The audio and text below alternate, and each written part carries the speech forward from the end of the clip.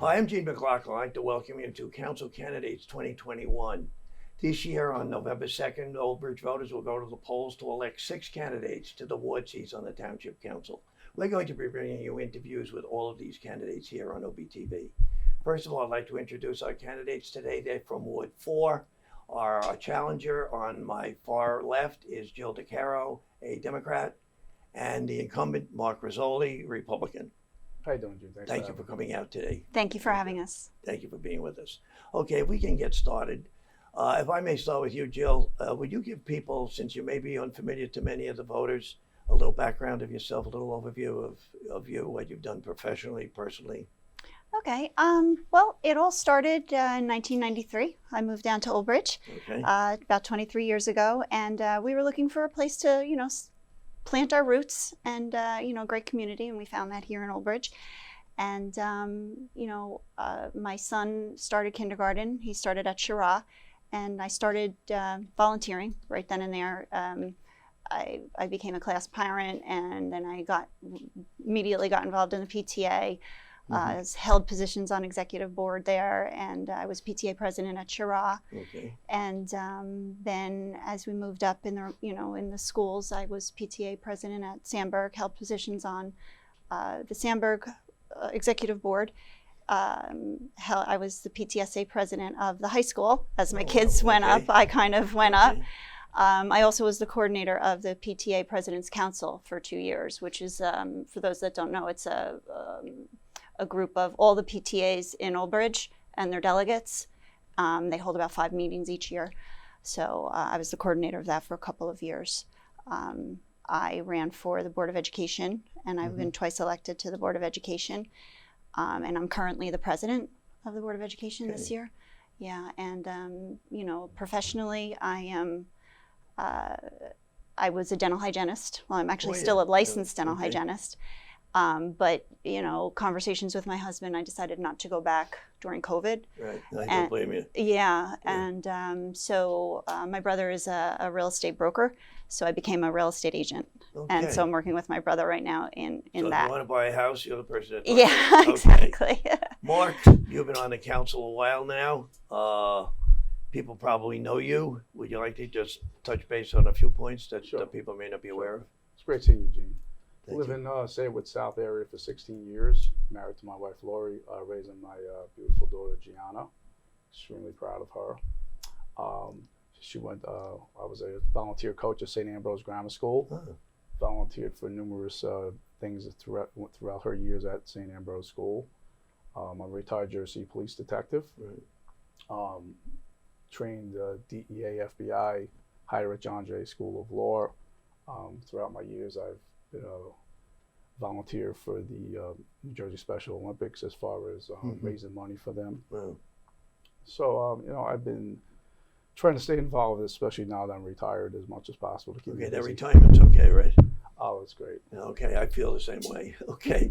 Jill, if I may go back to you, why are you running at this time? You have a broad background in civic and affairs right now. Why the council and why now? You know what, Gene? It's what I've been seeing is, I'm just not.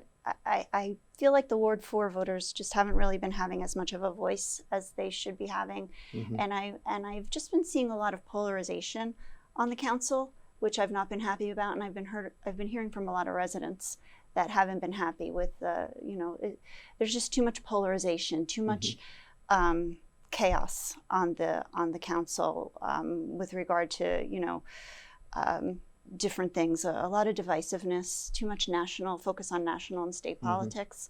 And I just really want to get back to Old Bridge and what's important, for the residents. Okay, what strengths do you think you bring to the council right now, given your background? Well, my biggest strength is my communication skills. I'm very approachable. I talk to everybody, regardless of their feelings. I'm very good at speaking to different people. And we don't always agree, but I'm very good at listening, and sometimes we agree to disagree, and sometimes I learn something, and that's what's really important about having effective dialogue, is being able to listen and possibly learn something, because none of us know everything, and it's really important, and I think I can be that voice on the council for the residents to try to represent them better. Thank you, Jill. Mark, you've been on the council now. What experience have you picked up on the council? What have you learned being there? Well, I think my law enforcement experience kind of made it an easy transition because I realized the best eyes and ears are the people within the community. And being on the council, it's two ways. Like, so obviously it's not just a Ward 4. You're really people from throughout the community that contacted me and everything. So I realized what great people are in Old Bridge. They're hardworking. They want a safe place to live, raise their families. We have seniors here who want to remain here to see their grandchildren grow up. You know, obviously it's with the taxes and everything, it's become very difficult on some people. And also, I think the council works great together. I mean, listen, we've maintained a stable tax rate. We have the 15th safest township in the nation for our size. That's always I mean, something to be very proud of. So we've had focused on local issues, and we have always put the township first. Okay. What's been your biggest satisfaction, would you say? So a number of things. I think working with the Jewish Renaissance Medical Center in Perth Amboy and coordinating with the mayor's office to bring COVID testing here, the first COVID testing to Old Bridge. I was able to bring that here. Zero tax increase this year, as well as being 15 safest. Also, I sponsored a resolution calling for the funding for the homestead rebate senior tax freeze, which those eligible saved over $1 million. You know, during the lockdown, obviously our food bank became very important. Yeah, I understand. And myself and other members of council went around collecting food for the food bank, helping people. I assisted residents in receiving their unemployment. You know, so there's a lot of things that, you know, I'm proud of. I'm also proud of the fact that I was able to stand with parents and children to call for the schools to be reopened. Okay. I think that was very important to them. Thank you, Mark. Jill, if I could come back to you a moment, are there any specific challenges you'd like to tackle if you got on the council? You highlighted a number of things. Anything you'd like to focus on? Well, specifically in Ward 4, I know that there's some traffic issues in the Arbors development. A lot of parents and residents, I should say, are concerned about the traffic with the cut through from Cottrell, you know, through Phillips Drive to Route 9. Yes. And they're constantly, you know, asking for help in that with that problem. They've asked for speed bumps. They've asked for, you know, stop signs, and they're not really getting a lot of response. And if it can't be done, they need to be told why it can't be done, and there has to be something that can be done with that area right there for those residents. It's a safety hazard. We have a McDivitt school is right there, and you know, at that hour when kids are, you know, getting dropped off from school, you know, there's a lot of speeding down that road, and something needs to be done there. So that's one thing.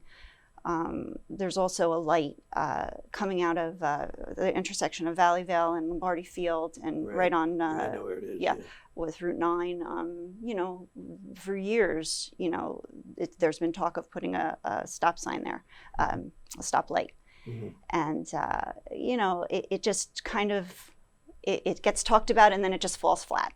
You know, I had asked for that, you know, a few years back.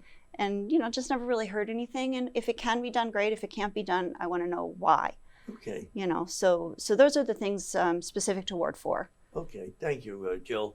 Mark, what do you think the biggest challenge is as you sit and survey the township from the perspective you have on the council? What do you think the biggest challenge is facing the township? Well, first I'd like to address the traffic light at Valleyville. So I had requested the engineer to do a traffic study, which was done. Traffic study was done for Valleyville and Ticetown. Traffic study came back and said it wasn't warranted at Valleyvale and Ticetown. However, the traffic light was warranted at the state off-ramp off of Route 9. So that gets forwarded to the state. Right now it's on the state to install one there. Now, if the Board of Ed we have the school president here, the board president, if the Board of Ed feels they want to put up a light, by all means, please put one on the Board of Ed property and to address it. I mean, so to say that it wasn't addressed is not even true. And as far as the speeders and arbors, I have always been in contact with the police department to do radar there to get the speeding under control.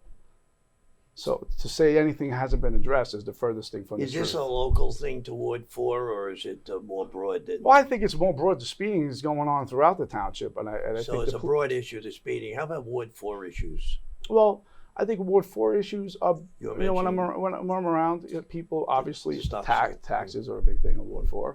People talk to me about that. They Right. want to maintain a safe community. Mm-hmm. They are against defunding our police. They're against removing police from the schools. They're against needle dispensaries being put in Old Bridge. Mhm. These are things that I'm being told by the residents. Okay, that's what I was And going to it's ask you. and we keep saying Ward 4, but things really affect everyone. Right. When you're a councilman, you have to take everybody into consideration when you try to get things done, and that's one thing I always do. The things that I'm proud of, that helped the entire community. It wasn't just Ward 4. You just don't represent Ward. You represent the township. Okay, fair enough. Jill, have you been out talking to the people at all, ringing doorbells and Yes. pressing the flesh? What are they telling you? Well, the biggest thing, as Mr. Razzoli said, is taxes, and it's as simple as and as complicated as that. Really? And the simple thing is people don't want their taxes to go up. Taxes, taxes have always been a bugaboo here. Always been, and it's a very difficult thing, Mhm.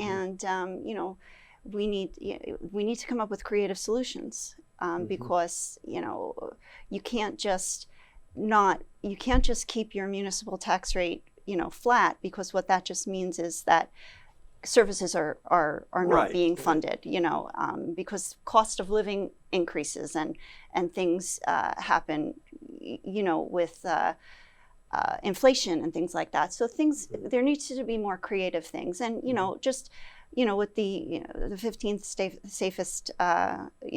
I mean, that was an alarm company that did that. It wasn't a state police survey. So that was back in 2017. So that's irrelevant to the conversation, I think, right now. And the other thing is, with regards to needle dispensary, I'm not quite sure what that means. I have never said once anything about a needle dispensary, so I'm not sure where that's coming from.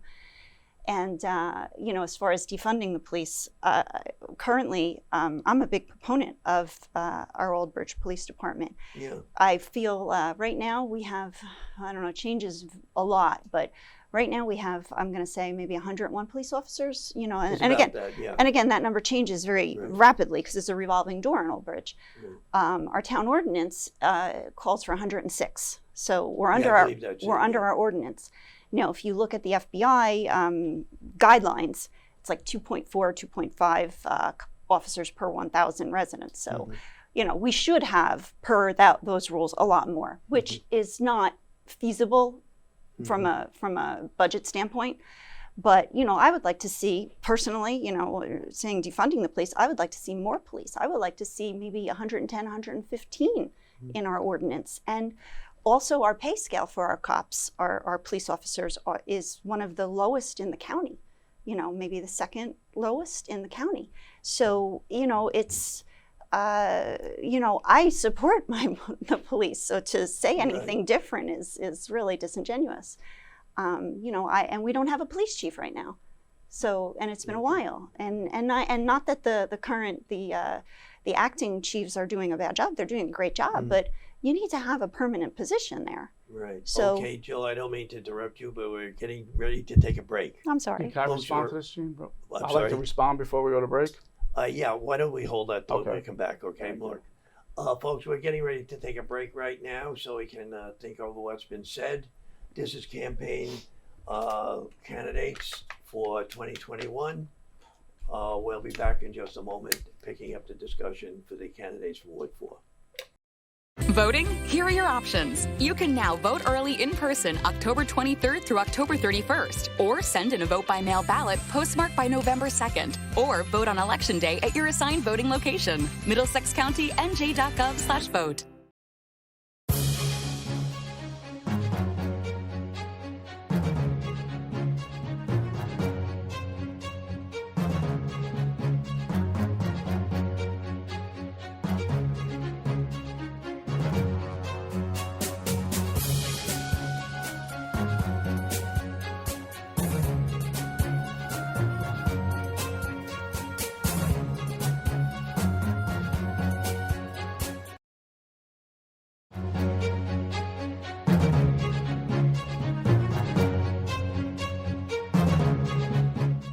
Hi, welcome back to Council Candidates 2021.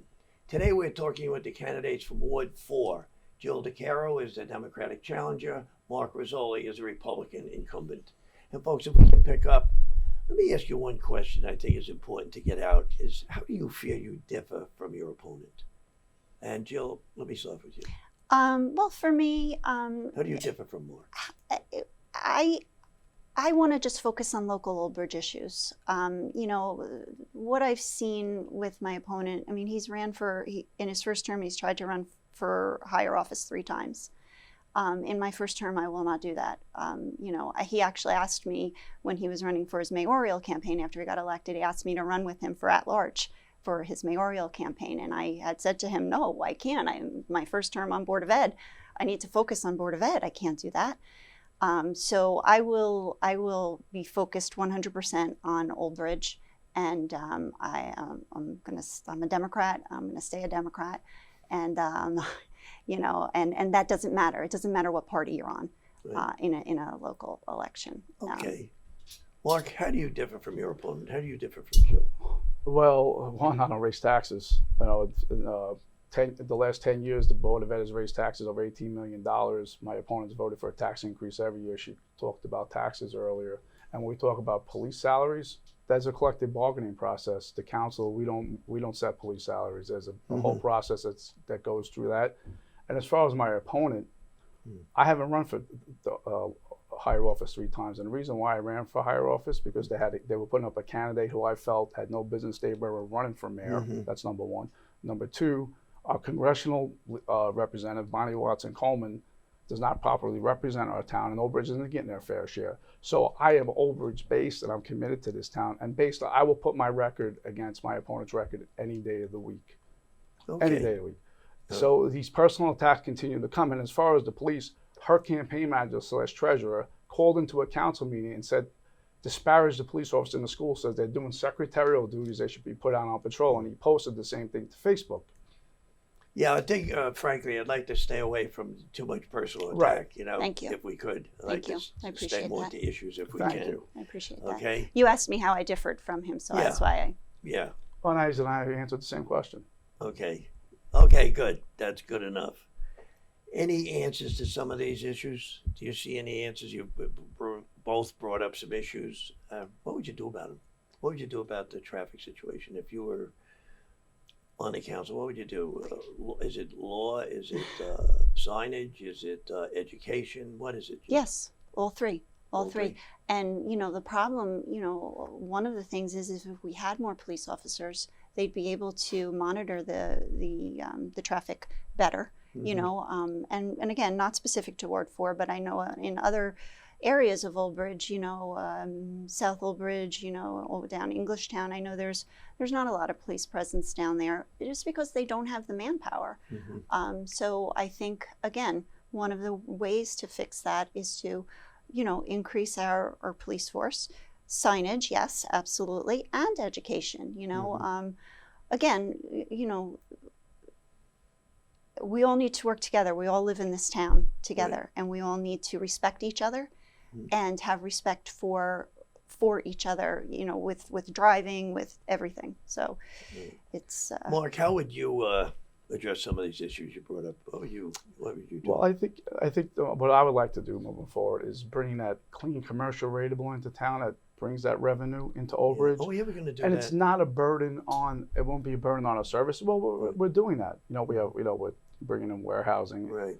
Clean rateable, and also doesn't put a burden on our school district because it's clean commercial rateable while maintaining that open space. So I think that's very important. Keeping Old Bridge affordable, keeping it safe, that has to be a priority. Is there anything else that your Ward 4 people are telling you? Listen, I think it's a quality of life thing. Everything is taxes, safety. Yeah. People are concerned about things. Obviously, you know, we putting a lot towards our recreational programs. We support our local leagues. All those things are so important, not just Ward 4, the entire township. And Joe, do you hear anything else from your opponent? You seem to put a lot of emphasis on the traffic situation. Do you hear anything else from your ward people as you walk these streets? Yeah, well, the other issue is the before and after care. you know, and a lot of people are asking me, you know, what's going on with the American Rescue Plan, all that money that came in, you know, they want to know where that money's going, and you know, people want the before and after care, and I would like to have seen, you know, some of that money go to subsidize those programs, you know, to expand those programs. You know, with the CARES money, we got over $6 million in the American Rescue Plan. And, you know, that money, I want to see, you know, the residents want to see where that money is. And I can't tell them because I don't know where it's gone. Right. You know, it would be nice to see some of our programs expanded that will help our parents who are working 2 jobs. You know, because yes, as Board of Ed president, we had to deal with COVID, and we had to really make some really difficult decisions that no one wanted to make. And no one needed to, you know, it was a really difficult thing, and we had to close the schools. We were virtual for a while, and parents, especially the working parents, really suffered because they didn't, you know, they didn't have, not only did they not have the school, but, you know, then when we started to go back hybrid, there was no before and after care for them. So, you know, they got, you know, hit on both ends. Right. You know, so, you know, again, I would like to see also more collaboration between, not even so much the administration, because I think Mayor Henry and our superintendent do get along very well, and they do collaborate very well. For instance, our school, our Shira Elementary School, and if I'm talking too long, please. No, that's fine. We had a bad mold issue, you know, and we couldn't open. After all of this time, we're finally opening the schools, and we couldn't open Shira School.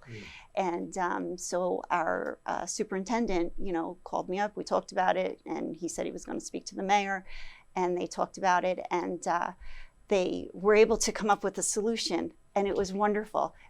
Our Shira students went over to here. They went to the senior center, and I believe the civic center, and our special needs students went to Madison Park. So that is an example of the great collaboration between the town and the Board of Ed. You know, unfortunately, you know, and I don't mean this as an attack, but the council members sometimes are at odds with Board of Education, and I just, I wish that wasn't so. Mark, do you see that? Would you agree with Joe? No, during COVID, we had weekly COVID calls where the council president was on, and so was the superintendent Cerdino. So there was constant communication. And as far as the situation with Shira, parents reached out to me. I called Amatri Shah, the BA, immediately, and he worked with the mayor and everything else. The township employees did a tremendous job. Our police officers provided security, did a tremendous job protecting our children. I think the parents are very happy about it, but the parents were not happy about that. They weren't told until 24 hours before school was supposed to open, and then they found out the last minute. And they immediately contacted me, and I made the proper notifications, and the administrations worked properly together, and the situation was resolved. But this false information being put out there, there's no communication during COVID, is misleading, because there was constant calls. But the township was impacted by the COVID situation. I know Amanchu and the mayor have been on the show, and had major impact on the township. Sure. I think with the before and after care, the situation was finding employees to cover. I think there's not a business in the state that doesn't have a situation where finding people to go back to work. And the business administrator, he has been constantly making announcements during the council meetings or his administrative report. So there's nothing that's being kept from anyone. It's just an employee situation. Okay. One thing, and Jill, this may be of interest to you. Do you think that the governor race, with a Democrat at the top of the ticket, do you think that's going to impact your campaign one way or the other? I don't think so. Two answers to that, two sides to that answer. Number one, the governor is running his own campaign. I'm running mine. Mine is very specific to Ward 4. I want people to vote for me, not because I'm a Democrat, but because I'm who I am. And, you know, I have a proven record over the past 23 years. And I don't want it to be just a party line, going down the party line. Unfortunately, I do believe that does happen on both Democrat and Republican. They just vote down the line. And I'm hoping that people see that I'm you know, I might be a Democrat, you know, in name, but I'm just a person and I'm an Old Bridge resident. So in that regard, I do think that there might be some impact with voting, but I just want to emphasize that my campaign is my campaign and it's not the same as the governor's campaign. What do you think, Mark? You think the governor at the top of the ticket, the race itself, is going to impact this election here in the township? No, I don't think it's going to impact the election. Like I told you 4 years ago, I never put party politics before the residents of Old Bridge, and I think my record is proven. I'm a leader, not a follower. I'm always there for the residents. I mean, to say otherwise would be disingenuous. As far as the governor's race, I think it affects how the township is treated. I think. Yeah, that's what I'm going to be getting at. Yeah. Right. I think we were denied. I think politics played a big part in the fact that we were denied a vaccination site during COVID. There's no doubt about it.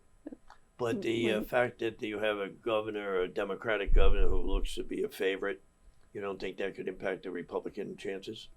No, listen. As a Republican, as a Democrat, people vote for the best person. I think that's Old Bridge residents are great. They educate themselves on the candidates. I don't think it's going to have any impact on my candidacy. Really? Okay, I think that's interesting because I know some people feel whenever you have the governor at the top of the ticket, as you said, some people tend to go right down. Well, at the most, you'll probably have higher turnout. I think that's one thing. That's one thing it does. But okay, can I just?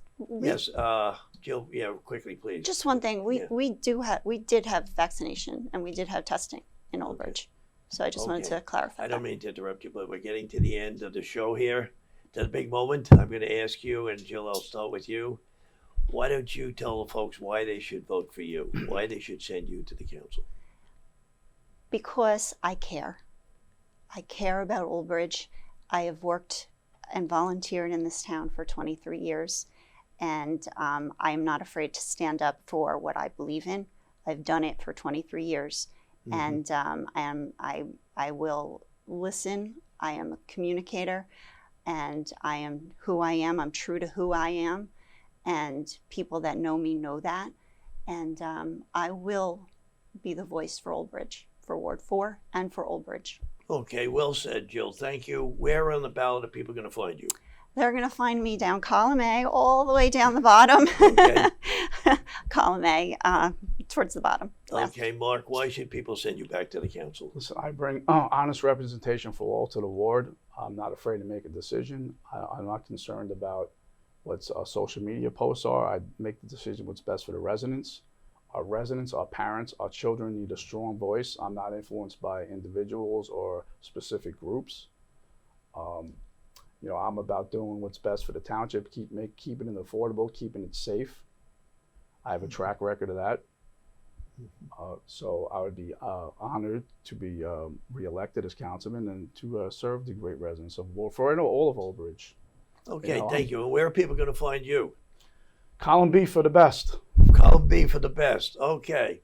Well, we've come to the end, folks. That's this program for this time. I want to thank our guests from Ward 4, our challenger, Jill DeCaro, a Democrat, and the Republican incumbent, Mark Razzoli. Want to urge you, please get out and vote on Election Day on November 2nd. One vote does and has counted. So please remember to get out and vote. You're going to see these programs when you tune into Old Bridge Television 15, FiOS 22, or the Old Bridge YouTube channel. We'll see you again on another candidate program. Thank you very much for watching. I'm G. McLaughlin. Take care.